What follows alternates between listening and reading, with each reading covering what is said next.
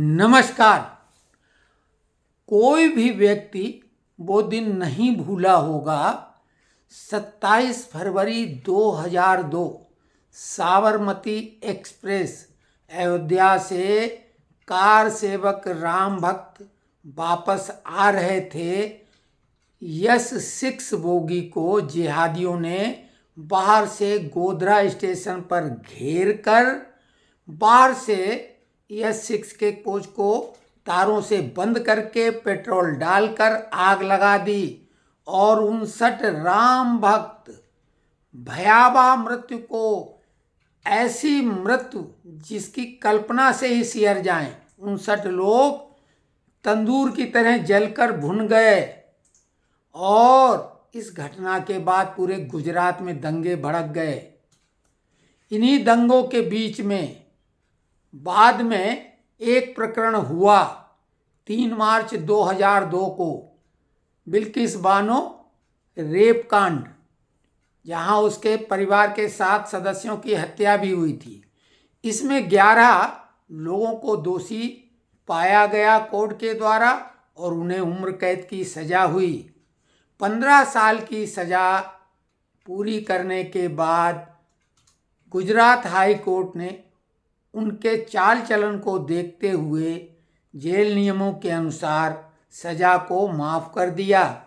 इस पर लिब्रांडू गैंग और मीडिया ने इतनी हाय तौबा मचाई कि जैसे कोई अनहोनी घटना हुई हो, सरकार ने कुछ ऐसा कर दिया जो इससे पहले कभी नहीं हुआ। और ये मामला तूल पकड़ा, सुप्रीम कोर्ट गया। सुप्रीम कोर्ट के जस्टिस सीजेआई ने उस समय ये कहा था कि अब गड़े मुर्दे उखाड़ने की आवश्यकता नहीं है, जो इन चीज़ों से देश बहुत आगे बढ़ गया है। लेकिन पुनः ये मामला उठाया गया और वर्तमान सीजेआई के समय ये मामले की सुनवाई जस्टिस नागरत्ना और जस्टिस उज्ज्वल भुइयां की बेंच में हुई। और कल उन्होंने जो निर्णय दिया, गुजरात हाई कोर्ट के निर्णय को उन्होंने खारिज किया और कई टिप्पणियां की, बहुत सारे फर्जीवाड़े के आरोप भी लगाए। आरोप क्या, आदेश दिए कि इन्होंने ऐसा किया है। और उनकी जो सजा की माफ़ी हुई थी उसको रद्द कर दिया। अब उन 11 आरोपियों नहीं, अपराधियों को जेल जाना पड़ेगा।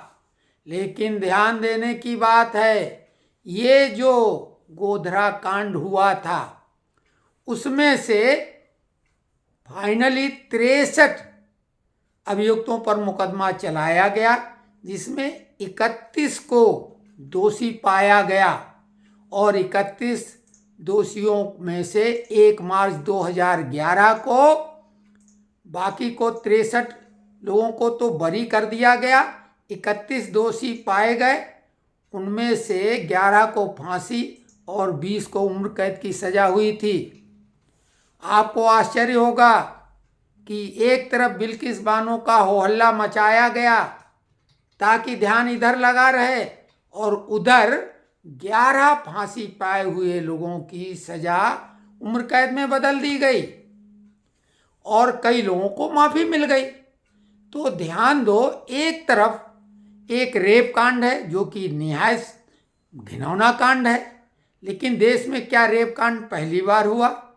कई रेप कांड के आरोपी तो खुला घूमते हैं। और जो गोधरा कांड जिसकी वजह से दंगे हुए थे, उनके 59 लोग जिसमें ऐसी मौत उन्हें मिली कि जिसको सुन के रूह कांप जाए, उन फांसी पाए अपराधियों की सजा माफ कर दी गई, फांसी की। अब आप सोच लें कि कोर्ट का सोचने का क्या तरीका है।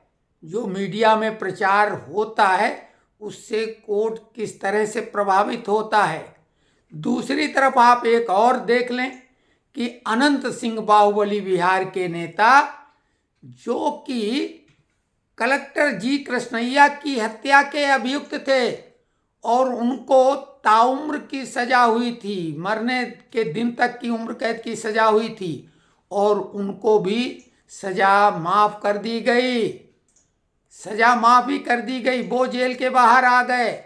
उनकी पत्नी कलेक्टर साहब जी कृष्णैया की पत्नी उमा देवी ने सुप्रीम कोर्ट में गुहार लगाई और बिहार सरकार ने कानून बदल दिया कि सरकारी कर्मचारी हो या आम आदमी, हत्या एक जैसी है।